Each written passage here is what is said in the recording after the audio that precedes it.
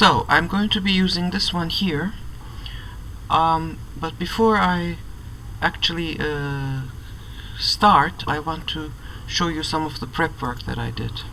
Now, one of the things that I did in order to see what was going on here was I went into, okay, let me just do this again. I think I was a little bit too fast.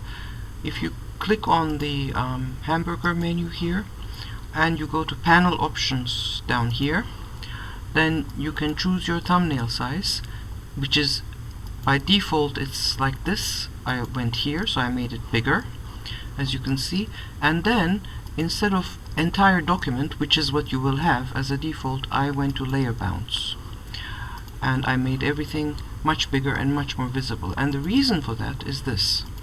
Now, when I go back in the history palette and when I open this thing, then it looks like this, and it's pretty much impossible to figure out where what is. Now, one of the things that you need to do with these mock-ups, of which there are quite a few in that cosmetics folder, these white mock-ups, is you need to, there are boxes and bottles, and you need to close the eye of the boxes and you only need to keep the bottles open, because otherwise you get all kinds of weird stuff going on, and everything, as you can see, is white. So what I did is I found the different layers. So it's these two here, and they are separate, you need to keep them separate, and I colored them. I colored all of them, as you can see, the caps, everything, so that I can actually find things easily. Now, what will happen is that when you update one of these, all of them will get updated, all of the ones of the same color. I already tried that out, but this is a good way of cleaning up the document so that you can actually work easily, because it can end up becoming quite nightmarish to find where what is, unless you have a kind of a color coding that you can get started with. So that's the very first thing that I did. Okay, now this is the finished label, which I'm now going to have to transfer onto this thing here. And I just want to go over the history palette and not show you exactly how I did this in Photoshop. You know, you already know all of that, but I want to explain to you the design strategy. Now, on a label, you have an incredible amount of information, and that information needs to get hierarchized. And it also needs to get put in such a way that things don't interfere with each other. So it's one of the things that you can do, one of the strategies that you can employ when you're making a label, is to create separate areas, which could be boxes, like the way that I've done it here, in order to separate things. Another one would be to put a lot of space between things. So let's just go here and let's see. If I open this here, for example, this putting things inside boxes, or you know, with frames, with very clearly demarcated areas, that is something that people do a lot, and in fact here they are almost telling you to do that. You know, in this template they are almost showing you this way of doing it, which is to separate things into boxed areas. Or here's another example where we have, here's a box. I mean, the way that they've put this text here, I think, is pretty bad, but that aside, here's a box with a certain amount of information. Here's a separate box for the slogan, the finest chocolate, and for the title there's a separate box, which is pretty much what I did as well. But then sometimes you can also, you may not be able to see those boxes that clearly, but we have them here as well. This up here is a box. Because of the illustration and everything, you may get confused, but it sure is a box, and this is a box, and this is a box. So again, when they were doing this label, they made clearly separated areas in order to put different kinds of information, because there's a lot of information, and if you don't demarcate these different areas, then things might end up becoming confusing. Again, here we have this area here, and then this area here, and here there's quite a bit of space, which is why they were able to do this like that. But usually, because a label is a small little thing, and you have a lot of information, usually you don't have the luxury of that much space. So that is why you make different areas for different things. So these here, for example, are really good examples to that. So up here we have one area, then we have something that separates it with an illustration in the middle, and then here we have something else. So in all 6 of these, they are using that boxing strategy, which is exactly what I used as well. So now let me get back to this. So I went through a whole lot of stuff, which again, like I said, I'm not going, like here for example, I'm playing with this Utrecht thing. I'm not going to go into everything that I did here. You will be able to figure that out. Kept adding boxes, played around with fonts, made things bigger, smaller, not very interesting really. I had a lot of trouble with this Utrecht word until I had the idea of putting it on a vertical, which completely changed the whole design, brought everything together, and also gave me a nice bit of space here, and I have a nice bit of space here. Spaces on labels, like I said, are at a premium, so I kept duplicating type and changing what it said. So I just made vücut losyonu out of eşek sütü, for example. Let's see. I changed the slogan. My slogan was mutlu eşeklerden sevgilerle. But I actually changed that to çayırlarda otlayan mutlu eşeklerden sevgilerle, which to translate into English means with love from the happy donkeys who are grazing in the meadows. Just changed leadings, changed spacing, and then I also had to add all of these other elements that are part of the hierarchy, such as for example the word organic, which I put on top of eşek sütü. Let's see, not tested on animals got added. I made it smaller. Then I added the 500 ml, which I made big because, you know, I want people to see that they're getting a lot of stuff. Added another band for the date since 1894, which initially I was going to keep on the bottom here, but then I had this idea that it would probably be better on the top. Change it to gray.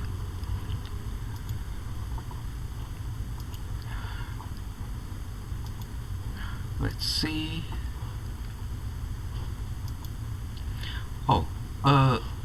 What happened is that when I did all of that,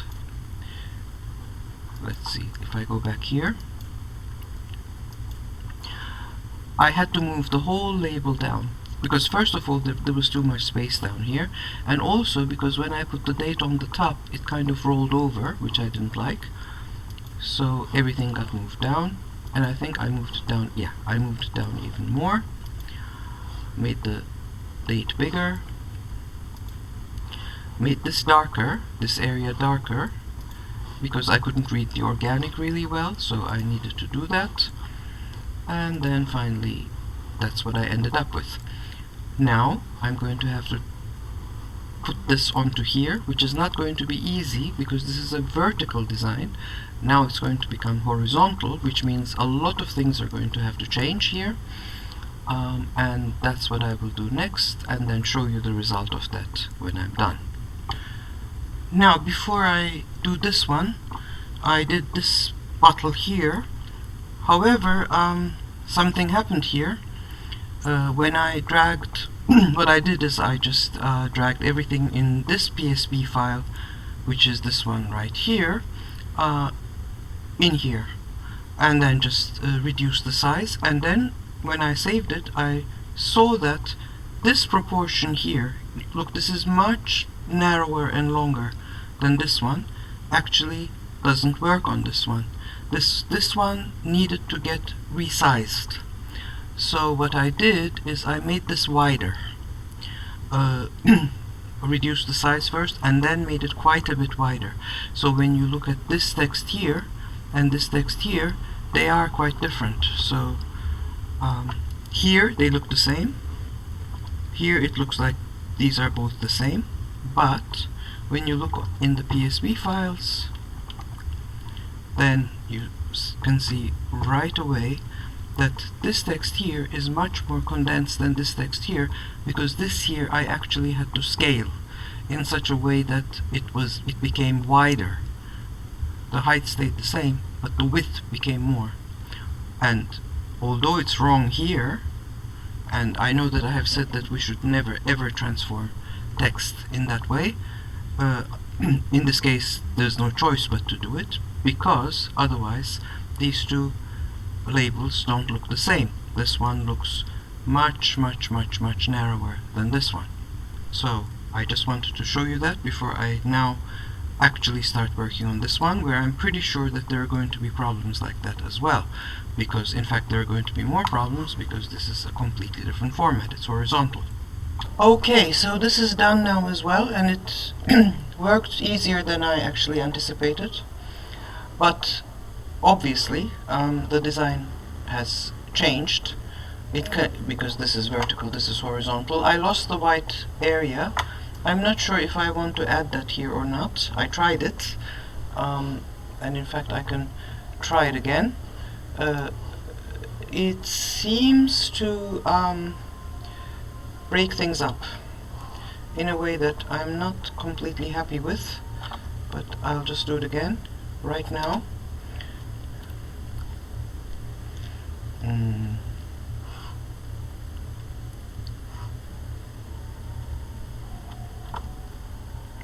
See, it's really breaking things up, and I'm not happy with that. Even though it creates design consistency, there's no doubt about that. Here, it's working. It's working because the white area is joining the bottle, and here it's joining the bottom of the jar, which doesn't seem to give enough of a reference. So I think I'm going to forget about that. I think here I may, well, actually hold on, let's just try that as well. But we could maybe possibly do is add a very narrow white like this, and let's see, does that help us with the consistency? Yes, it seems to. However, then I'm not exactly sure whether this isn't over-design. And to be honest with you, I think it is. I mean, is this box serving a purpose? Is it really doing anything there? Well, the jury is out, as they say. I'm not completely sure about whether this should be here or not.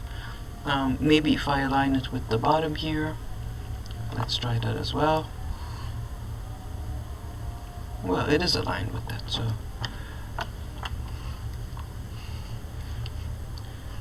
well, almost aligned with that anyway, and that doesn't seem to make much of a difference either, so I'm not sure. I'm gonna leave it for now. But anyway, basically all that happened is that the logo is still on the right hand side, this is still on the top,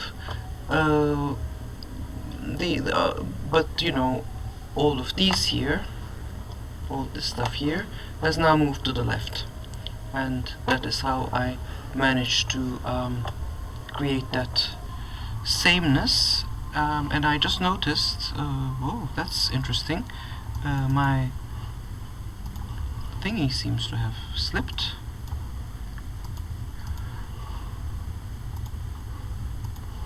This one here, it seems to have slipped. That's funny. I don't remember. Oh, this is the wrong one. I need to have the big one.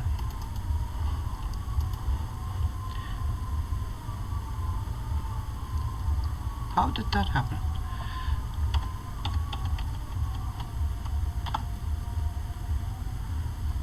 Even more, so that it's now exactly where it was supposed to be. Okay, and now I'm just going to change the background, and then this will basically be done. Okay, so I darkened the layer, the background, which actually works as a smart object.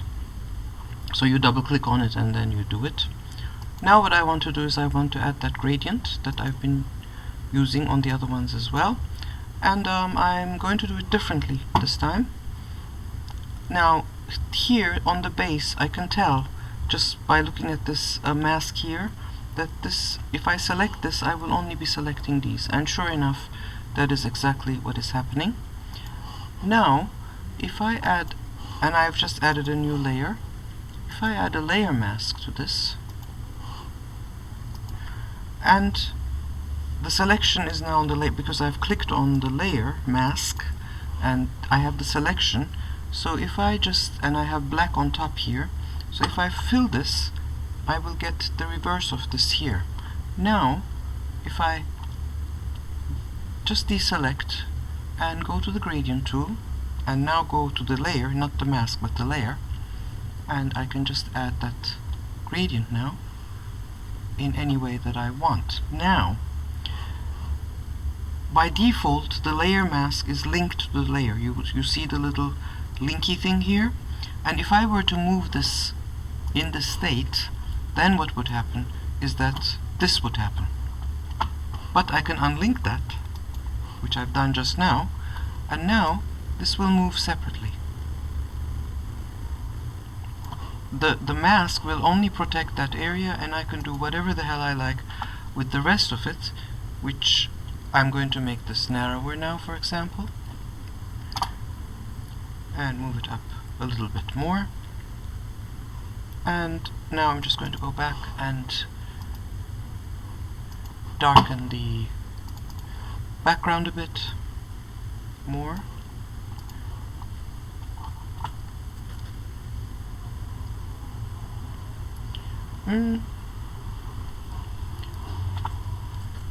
Maybe it was better the way it was. So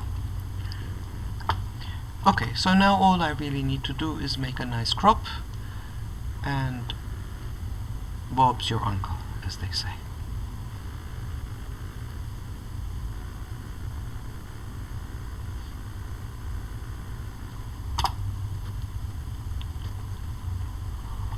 And I can now save this as figure cosmetics label 1, and I will see you later in the next label tutorial, which will be something completely different.